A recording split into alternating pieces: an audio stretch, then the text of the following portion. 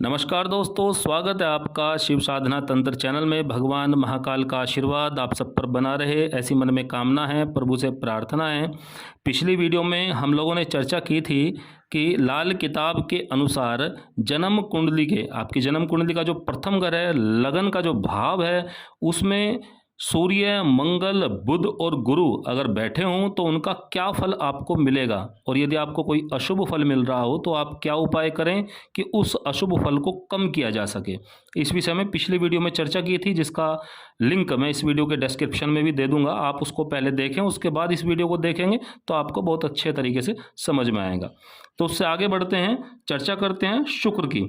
अगर शुक्र जन्म कुंडली के प्रथम घर अर्थात लगन भाव में स्थित हो तब वह मंगल के साथ शामिल होगा, क्योंकि प्रथम घर में मेष राशि है और मेष राशि का स्वामी मंगल होता है, और हमारी आयु का 25वां वर्ष जो है वो शुक्र का होता है। इसलिए ऐसा जातक यदि अपनी आयु के 25वें वर्ष में शादी करेगा तो उसे कुछ ना कुछ दिक्कत परेशानी होगी, खराबी होगी। इसलिए 25वें वर्ष में ऐसा जातक शादी ना करे। और इससे आगे की बात अगर मैं आपको बताऊं तो ऐसे जातक शादी के बाद में बहुत तरक्की करते हैं, उनका रोजगार इत्यादि अच्छा चलता है, या उन्हें कोई नया रोजगार पहले से बेहतर मिल जाता है, क्योंकि शुक्र एक शादी विवाह का नेचुरल कारक है, प्राकृतिक कारक है। और लगन का शुक्र जिसकी सहायता करने पर आएगा उसकी पूरी सहायता करेगा, परंतु जिससे दुश्मनी करेगा या जिसे विपरीत फल देगा उसको पूरा विपरीत फल देगा। संसार से निकालने के लिए, उसको नीचा दिखाने के लिए, उसका अपमान कराने की पूरी व्यवस्था कर देगा। परंतु ऐसा जातक मेल मिलाप वाला, घुलने मिलने वाला होता है। और लगन में शुक्र को ठीक रखने के लिए आप क्या काम करें कि रोज नहा धोकर साफ सुथरे स्वच्छ कपड़े पहने, और अपने घर में भी जितनी अधिक आप साफ सफाई स्वच्छता इत्यादि रख सकते हैं उसे रखें, गंदगी से दूर रहें, और गायों को हरा चारा आप डालते रहें। लगन में अगर ग्रह बैठे हैं और 7वां घर आपका खाली है तब लगन के ग्रह सोए हुए माने जाते हैं। उनको जगाने के लिए ऐसा जातक या तो विवाह करे या गायों की निरंतर लगातार सेवा करता रहे। अब बात करते हैं राहु की। लगन में राहु को बहुत खराब माना गया है। अगर लगन में राहु है तो केतु निश्चित रूप से सप्तम में होगा। इसलिए क्या है कि शुक्र ऋण का ग्रह बन गया है, और जब तक ये ऋण नहीं उतारेंगे तब तक पति पत्नी का सुख नहीं मिलेगा। अगर सुख मिल भी गया तो कुछ ना कुछ ग्रह क्लेश, विवाद इत्यादि बना रहेगा। इसके उपाय के लिए आपको करना ये होगा कि आप 100 रोटी प्रत्येक वर्ष शुक्रवार के दिन, शुक्ल पक्ष के शुक्रवार वाले दिन प्रत्येक वर्ष 100 रोटी बनाएं और उनको एक एक करके अलग अलग गायों को खिलाएं। और ये उपाय आप प्रत्येक वर्ष किया करें। इस उपाय का मैंने बहुत से लोगों के जीवन में बहुत चमत्कारिक प्रभाव देखा है।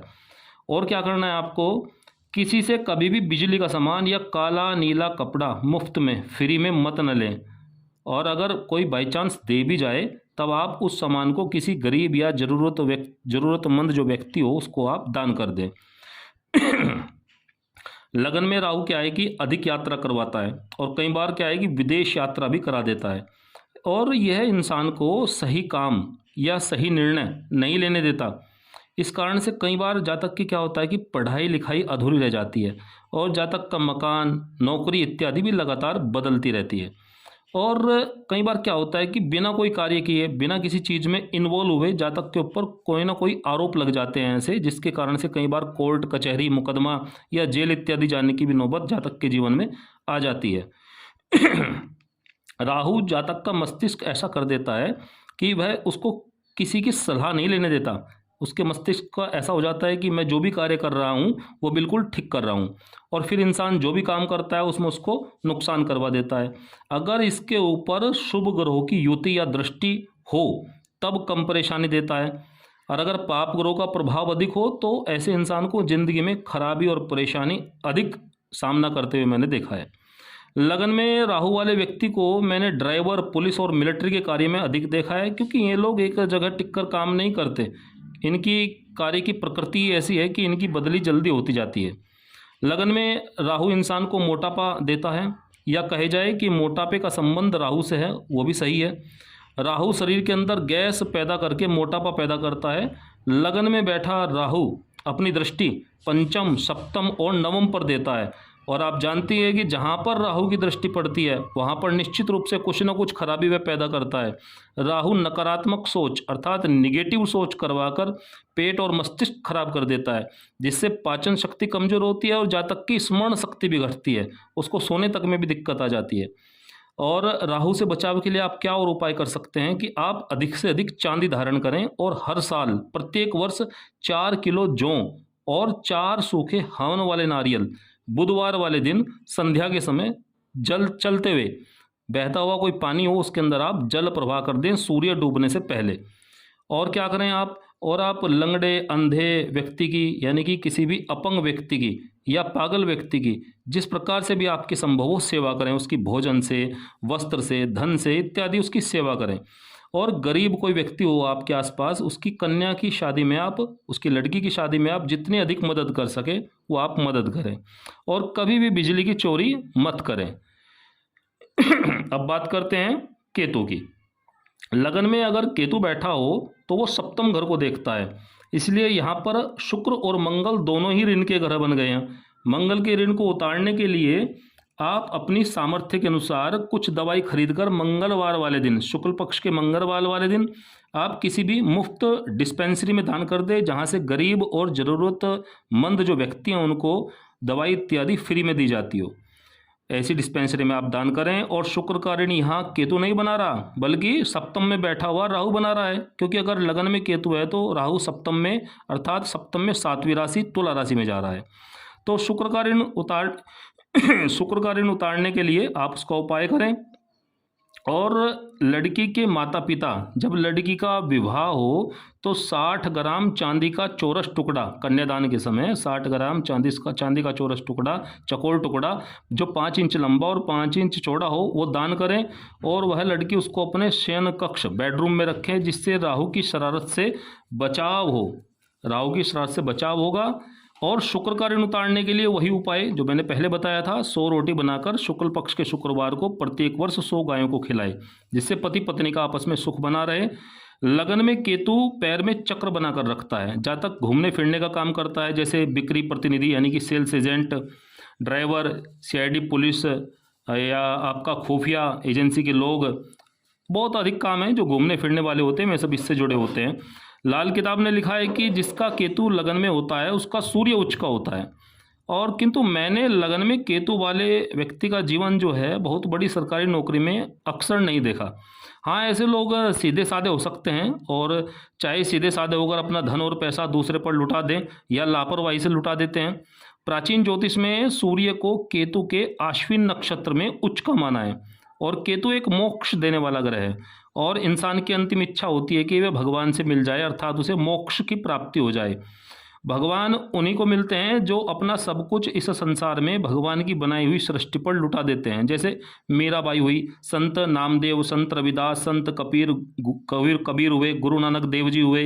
इन लोगों ने क्या किया कि अपने लिए कुछ नहीं रखा बल्कि सब कुछ समाज व जनता के भले के लिए खर्च कर दिया।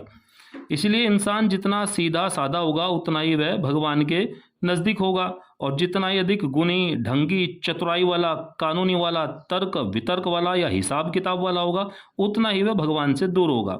राहु को एक संसारी ग्रह माना जाता है, क्योंकि राहु तेज, मक्कारी, चालाकी, धोखेबाजी व किसी न किसी तरह से अपना कार्य निकाल लेने वाला ग्रह है। राहु अपना मित्र बुध को मानता है और बुध के इशारे पर यह काम करता है, क्योंकि बुध बुद्धि है, इसलिए राहु को बुद्ध के उपाय से शांत किया जाता है और वह शांत होता भी है।